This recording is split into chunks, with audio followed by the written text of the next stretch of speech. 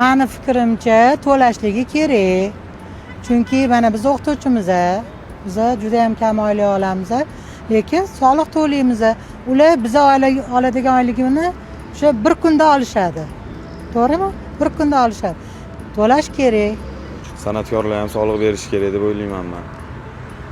Endi ular ham to'lash kerak dedi, to'lash haqqi yo'q. Chunki ular ham mana to'yga chiqqanda menimcha pul bunaqa deyshadi. To'lash kerak albatta. Bitta biz oddiy fuqarolar to'layvermaydi hozir, bular ham to'lasin.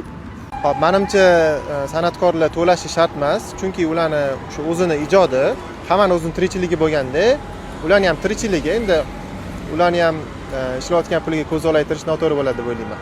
Eng zo'r mashinalar san'atkorlarda rampiyasiga solish kerak, to'lash kerak soliq. Buni hech qachon bir oy yeb ketmaydi 12% soliq. Shu ijtimoiy soha obyektlariga ishlatiladi. Endi hozir borib $1000 kelsa ham 12% daromad solig'i bu yerda qancha bo'ladi? 120 ming so'm bo'ladi. $10,000 kelsa 1,2 million.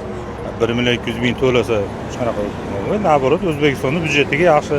12% to'laydimi, 14% to'laydimi, 20% to'laydimi, buni mutasaddilar hal qiladi. Lekin shart va majbur. Mani fikrim shu.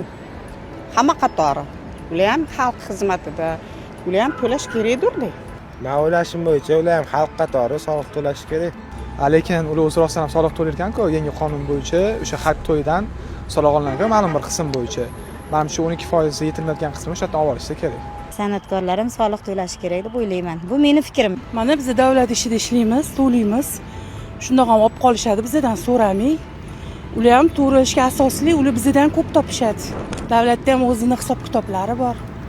To'lashga shart deb o'ylayman. Lekin hamma to'layapti, kirakash ham to'layapti-yu. Ular ham to'lasa ma'qul bo'lsa kerak, hamma qatori. To'lash kerak. Chunki ular ham pul topadi shu orqasidan.